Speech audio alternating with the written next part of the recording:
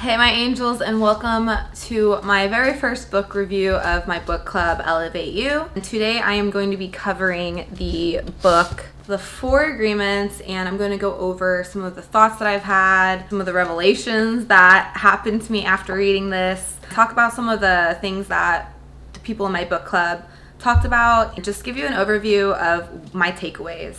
So this book is a self-help, self-growth book, and I put it to be first because it's really short and it's also online. So if you guys still haven't read this and you want to after listening to this, it's called The 4 Agreements, and you could listen to the whole thing on YouTube for free. And even if you look at this, it's a very, very easy read.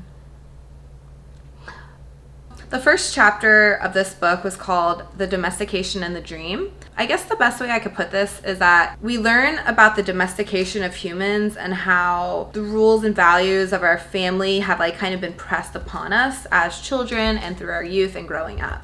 It's pushed upon us through a system of punishment and reward. We're just kind of taught to act a certain way, to live a certain way, to think a certain way, and that our way is right and there aren't any other ways to think. So when we learn what we think others should be, it makes us think that it's not okay for other people to be the way they are, for us to be the way we are, because we're different from maybe what we were told or what society thinks of us as a human. By the time we're teenagers, we're not just judging others, but we're also judging ourselves based off of these core values and agreements and thoughts that were fed to us our whole entire life. This book, at the end of the day, is covering the 4 agreements. They help you break the self-limiting agreements that you've made throughout your life, replace them with agreements that are going to bring you happiness and joy throughout your life and peace. The first chapter is called Be Impeccable with Your Word, and I did want to read from my journal some of the takeaways that I got from it. So whenever I did read this book, I journaled each chapter and wrote down some of the things that meant something to me. This chapter is very important, and in my opinion was my favorite chapter of them all. I think that children, our parents speak to us with opinions that stick with us forever, and it makes us believe an agreement about ourselves. This can be something as simple as your mom, as the book describes, telling you that you have a horrible voice and to shut up, and you for the rest of your life thinking that you have a bad voice and becoming shy as an adult because you're afraid to voice your opinion. And this is really powerful because everyone has a situation like this that has happened to them through childhood and as they have grown up in this world, because people don't think about what they say before they say it. Words are harmful, and if you have nothing nice to say, I've never understood the point of sharing all this negativity. If you believe in the word, it's going to cause you to break down if it's a negative word that you've decided to believe in. So if you made the agreement my voice sucks, it's going to cause you to do things that are going to ensure this to come to fruition. So you have to really think about that, Real quick, I want to talk about what impeccable even means. Impeccable is derived from the words without sin. And a sin is anything you do that doesn't align with who you are as a person or where you want to go with your life. If you know that at the end of the day something you said was harmful to somebody and you're I don't know if that was against my word or if I'm just spitting the truth to them. Well, did it make you feel bad about yourself after you said it? Probably wasn't in line with how you should have handled the situation. That's a really good way to ask yourself if something was out of line. To live without sin, you have to take responsibility from action that you made. So you have to be responsible for what you did, but you can't blame yourself for it. You have to be able to move past it. You have to say, you know what, that was not a good situation. I didn't handle that correctly, but I'm going to learn from it. You can mess up and say foul words, but as long as you know that you're going to take responsibility and then change the way you were thinking, it's going to be okay. So something that I took from this that I needed to work on for myself was stop expressing negative words. Never express opinions of people. Your opinion can hurt. And I've noticed that, like most people, I have a lot of opinions, and I never realized how harmful they could be until reading this chapter. And that kind of sucked, to become aware of the things that you were saying or the way you were acting. The really cool part about self-growth is that once you're aware of the things that you don't like about yourself, you can change them. and you're a new person. No worries there. To break an agreement, let's say you have a negative agreement and you're working with your coach. Like if we work together, I'm trying to break you free of some of the agreements that you have made with yourselves through your life, and you must make a new agreement to break an old agreement. Another thing I wanted to hint on was don't gossip anymore, because misery loves company. Gossiping is the number one way to get in a bad mood, to put someone else in a bad mood, to bring other people down, to bring your vibrations down. It's just horrible, and none of it matters. Anytime you find yourself in a situation where people are gossiping, leave the room. State your opinion if you're bold enough for that. Don't let it happen if you feel like it doesn't align with who you are as a person, because it's going to hurt you more than it's going to hurt them. Stop spreading hate. That's really it.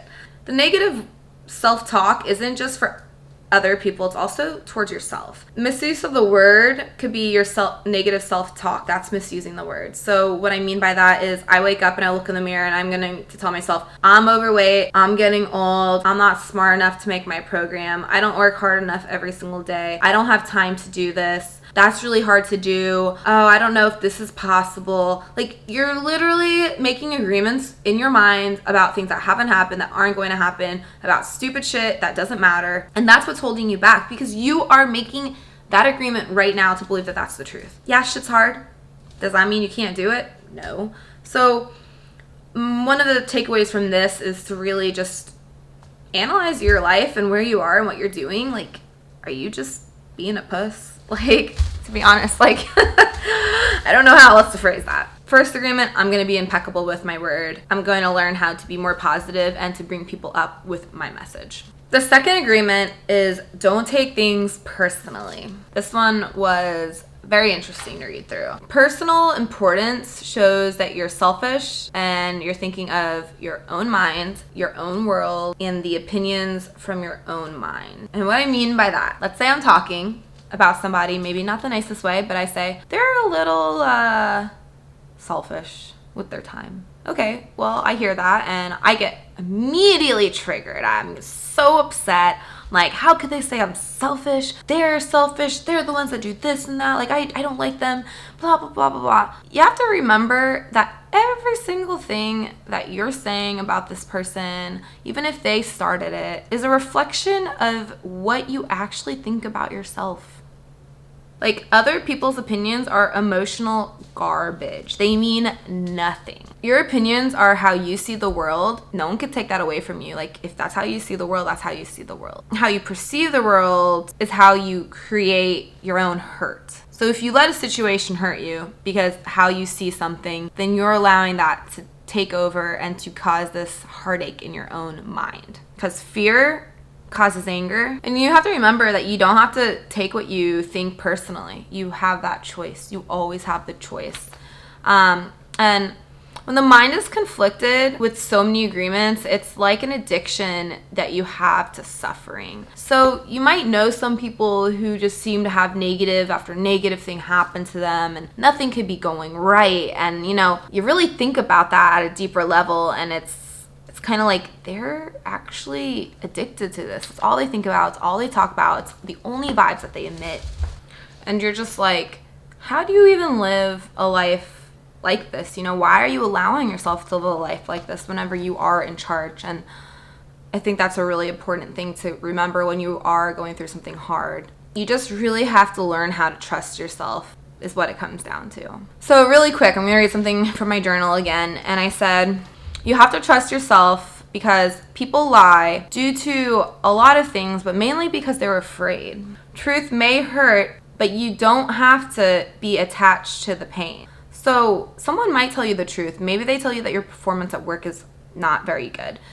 And deep down, you know that you haven't been doing your best. And that hurts. Like, you don't want someone to give you negative criticism. But you have to realize that you don't have to attach the pain of this. Like, you are in control of taking this personally or just taking it as constructive criticism. Same thing with someone saying something negative to you. You don't have to take it personally and attach the pain to it. You just let it come in your mind and let it go out and leave it at that. When you can learn how to do this, you're going to become free. You're going to be free from everyone else's judgments everyone else's opinions of you, and you can start living the life that you want to live for you. Don't take anything personally. If anyone's being rude to you, whatever. They're having a worse day than you. And I think the only thing you could do in that situation is try to bring some light to their day. So another thing with not taking things personally is understanding the whole idea behind projection and reflection, which I briefly talked about right at the beginning of this chapter.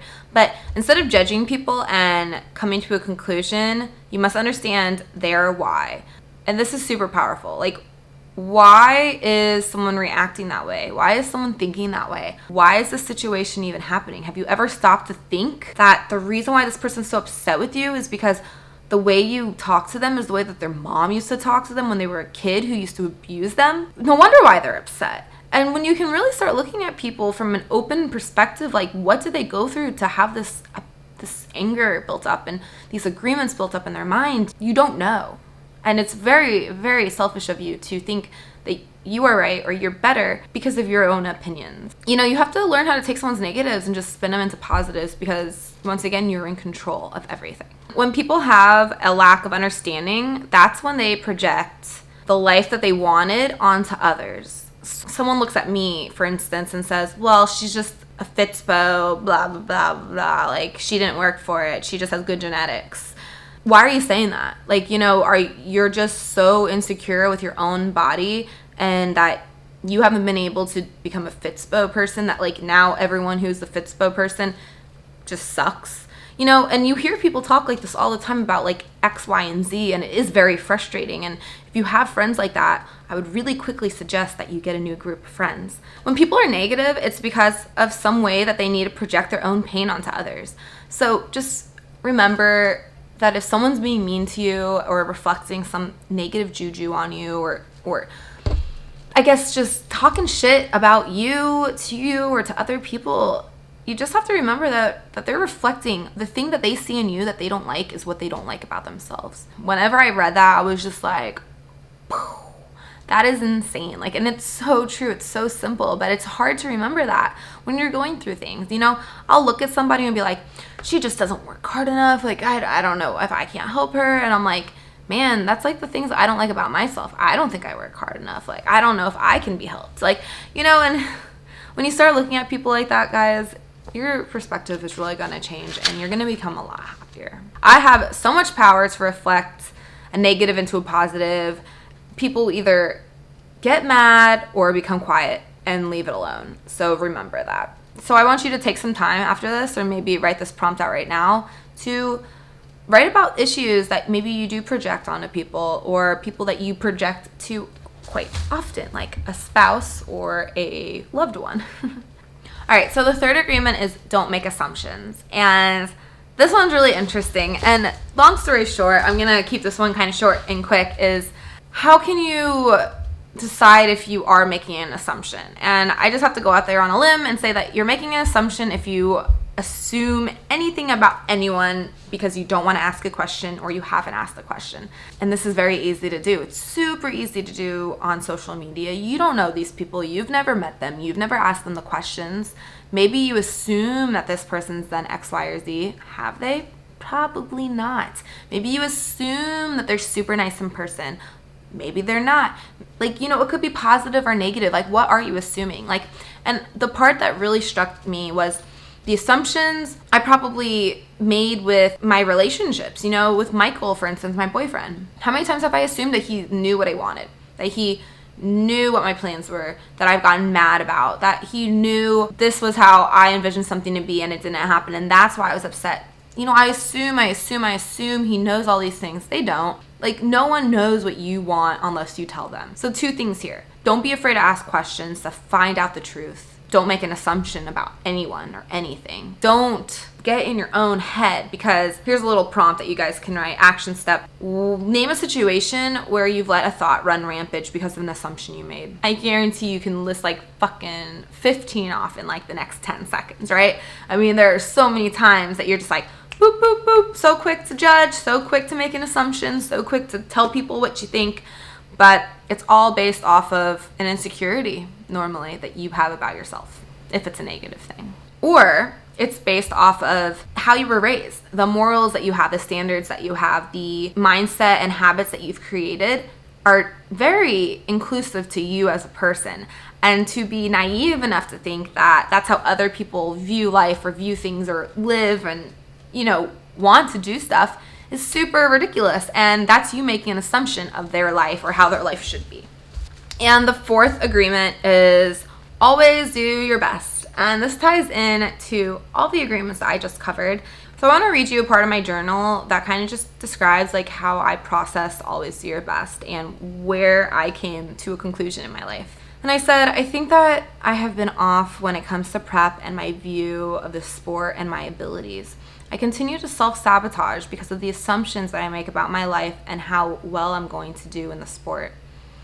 I need to keep a positive outlook on my journey. I need to do my best every single day with my food, my workouts, my clients, my energy, my relationships, my everything. I know I can do this. I feel like I really need to keep just doing what I am currently doing and stay on track with my day-to-day work and make sure that I keep vibrating at a higher level to create more meaningful content for everyone in my life, to love and understand more, to stay on course and realize that when something in my life is misaligned, I must take action on my choices and give it my all. All the agreements mean a lot, but I think that the impeccable to your word is crucial in the position I have and the platform for what I intend to make. My word changes lives. If you give with no need for anything in return, then the universe will love you. The agreements are simple, yet hard to follow. This is due to the habits and the domestication process that we all went through. We are so deeply ingrained with limiting beliefs and fears. Our egos allow us to continue to look through the world with a skewed lens. The lens creates different filters, the filters we pick based upon the daily struggles and events that we live. If we can learn to handle each thing one day at a time and use the awareness we have and let the action come from love and not for selfish reasons, all the agreements will always be met. Remember to always do your best. When I have a dream, I tend to always go at it hard. However, I do think there are many times that I hold back and set out for subpar standards to protect my ego. But if I could just let all of that go, I want to have a nice, regular sized home to call my own. I want to become an Olympian athlete. And when I was challenged and faced with adversity, I realized that I just wanted to be seen and heard, to be acknowledged. And I'm not sure what that means about me. I guess the question of all of this is, how does that make me serve others? So, don't judge me on any of my thoughts. That was really interesting for me to share, but that's kind of where my head is at. Yeah, and I hope you guys really enjoy that one. And if you haven't read the 4 Agreements, I really, really suggest you reading it. Now, to talk about this next book that we're about to read is The Power of Now by Eckhart Tolle.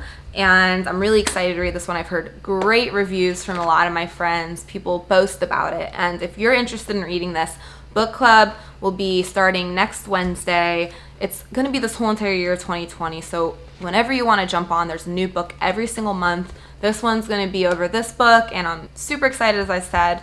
From now on, you just need to buy the book.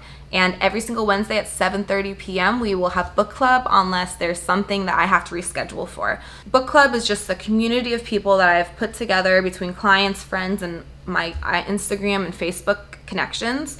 And it's a group of about 40 people right now that connect and talk on a deeper level and just get to know each other and other opinions and viewpoints of other people's lives. And I think that's so powerful and so interesting to be around like-minded people that want to share a love for reading and for growing. So if you want to be a part of this, please reach out and let me know. I would love to add you to the group. I'm not really sure where this is going to go. It's been a dream of mine to do for the past 6 months, and I'm finally doing it. So with all that, guys, thank you for watching. Please share this with as many people as possible. And I will talk to you later. Much love. Thank you.